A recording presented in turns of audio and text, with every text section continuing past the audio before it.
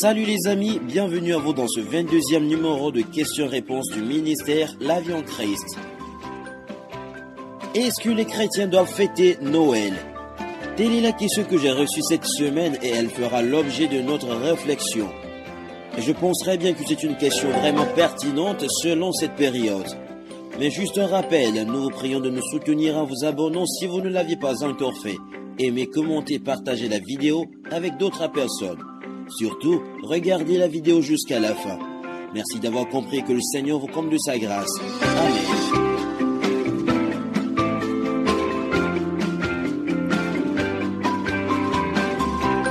Je crois que pour bien répondre à cette question, il va falloir que nous parlions tout d'abord de l'origine de Noël. Permettez-moi de vous raconter cette histoire. Un enfant de 6 ans qui fréquente une église biblique a été demandé de dire s'il va célébrer Noël et pourquoi. Voici sa réponse. Oui, je vais célébrer Noël car c'est la naissance de Jésus, mon ami. Eh bien voilà ce que cet enfant connaît de Noël et celui que Jésus est pour lui. Notons à présent que Noël est une fête populaire du mois de décembre, célébrée par un grand nombre de personnes dans le monde entier. Noël, ou la messe du Christ, est connue depuis longtemps comme la célébration de la naissance de Jésus-Christ, et cette fête a commencé à être observée au début du IVe siècle. Toutefois, certaines traditions associées à Noël sont issues de la culture païenne. Elles ont été christianisées et l'Église leur a donné une nouvelle signification. La date exacte de la naissance de Jésus est inconnue, car la Bible ne donne pas de précision sur les dates de sa naissance ou de sa conception. Pour diverses raisons, la date du 25 décembre a été largement acceptée. À l'époque du Christ, la culture romaine célébrait déjà une fête en décembre. Les Saturnales honoraient le dieu Saturne et étaient célébrées du 17 au 24 décembre environ. Plus tard, les Romains ont commencé à célébrer Sol Invictus, ou le soleil inventueux, associé au solstice d'hiver et célébré le 25 décembre. Lorsque Rome a institué le christianisme comme religion d'État au IVe siècle, l'Église romaine a converti les Saturnales et le Sol Invictus en une fête chrétienne, la fête de la Nativité, afin de commémorer la naissance de Jésus, offrant aussi une alternative spirituellement positive à une célébration païenne. Les coutumes pécheresses et la débauche associées aux Saturnales ont été nettoyées et certaines d'entre elles ont été intégrées à la célébration de Noël. Les chrétiens ont racheté le 25 décembre et l'ont célébré comme la naissance du Christ depuis le IVe siècle. Compte tenu de l'association de Noël avec l'ancien calendrier païen, la question qui se pose est la suivante. Puisque Noël partage une date avec une fête païenne, est-il acceptable que les chrétiens le célèbrent? Il est important de noter que Noël, les Saturnales et le Sol Invictus étaient des fêtes distinctes. Elles n'ont jamais été identiques l'une à l'autre. De plus, bien que certains éléments des célébrations de Noël, cloches, bougies, roues et décorations de Noël soient mentionnés dans l'histoire des cultures païennes, l'utilisation de ces éléments dans la maison n'indique en aucun cas un retour au paganisme. Deuxièmement, il est essentiel que nous connaissions la véritable signification de la naissance de Jésus. D'un point de vue biblique, la véritable signification de la naissance de Jésus est l'amour de Dieu manifesté à l'égard de l'être humain pécheur. Il y a un verset très capital dans l'épître de Jean qui atteste cela. En Jean 4, le verset 16 nous dit « Et nous avons connu l'amour que Dieu a pour nous, et nous y avons cru. Dieu est amour, et celui qui demeure dans l'amour demeure en Dieu, et Dieu demeure en lui. » L'expression essentielle ici est « Dieu est amour ». Dieu n'a pas d'amour, mais Dieu lui-même est amour. Voilà ce qu'on ne doit jamais oublier. Et il l'a vraiment démontré. C'est ainsi que l'évangile selon Jean nous confirme. C'est ainsi que l'évangile de Jean nous le confirme. Jean 3 du verset 16 au verset 17 nous dit « Car Dieu a tant aimé le monde qu'il a donné son Fils unique, afin que quiconque croit en lui ne périsse point, mais qu'il ait la vie éternelle. Dieu en effet n'a pas envoyé son Fils dans le monde pour qu'il juge le monde, mais pour que le monde soit sauvé par lui. » Le véritable sens de la naissance de Jésus est cet incroyable acte d'amour de Dieu.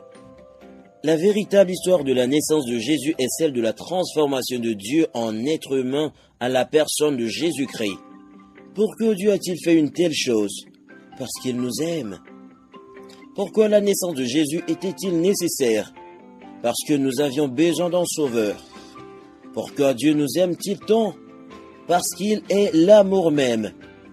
Dans Jean 4, le verset 8, la Bible dit « Celui qui n'aime pas n'a pas connu Dieu, car Dieu est amour. » Pourquoi célébrons-nous la naissance de Jésus chaque année?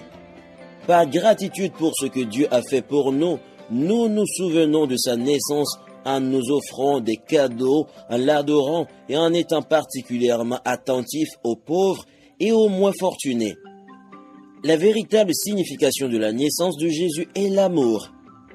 Dieu a aimé les siens et nous a donné en moyen le seul de passer l'éternité avec lui. Il a donné son Fils unique pour qu'il subisse le châtiment de nos péchés.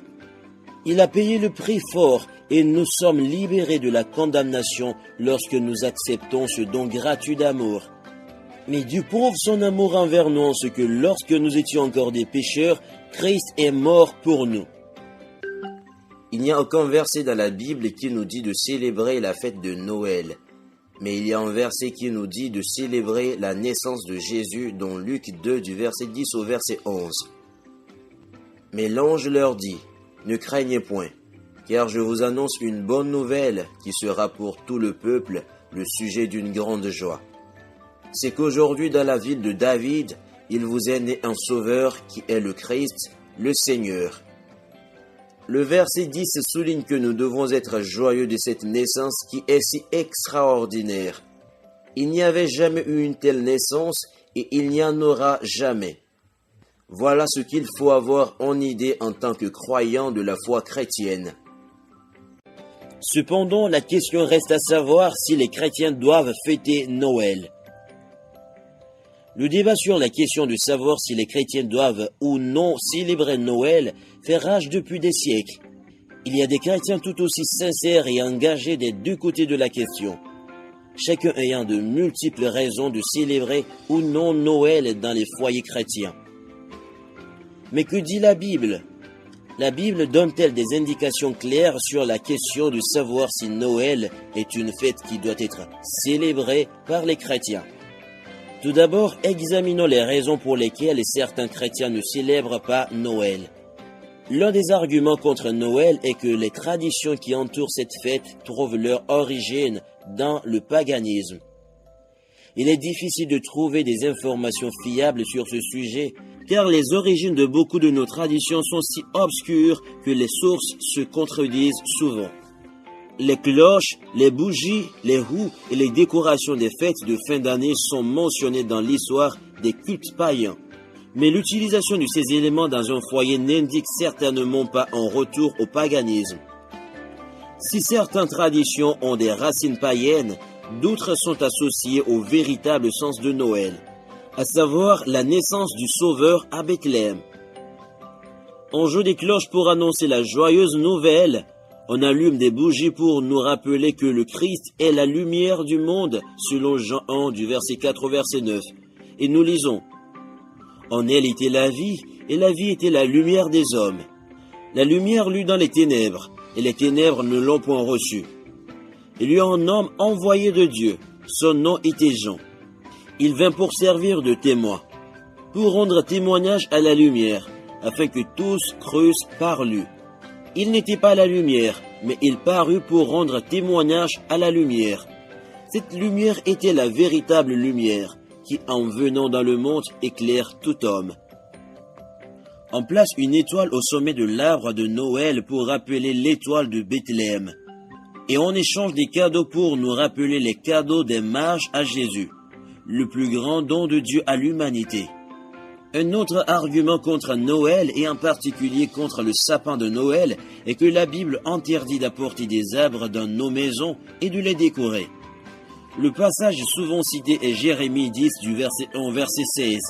Mais ce passage fait référence à l'abattage d'arbres, au ciselage du bois pour en faire une idole, puis à la décoration de l'idole avec de l'argent et de l'or dans le but de se prosterner devant elle pour l'adorer. Voir aussi Ésaïe 44 du verset 9 au verset 18. Le passage de Jérémie ne peut être sorti de son contexte et utilisé comme argument légitime contre les arbres de Noël.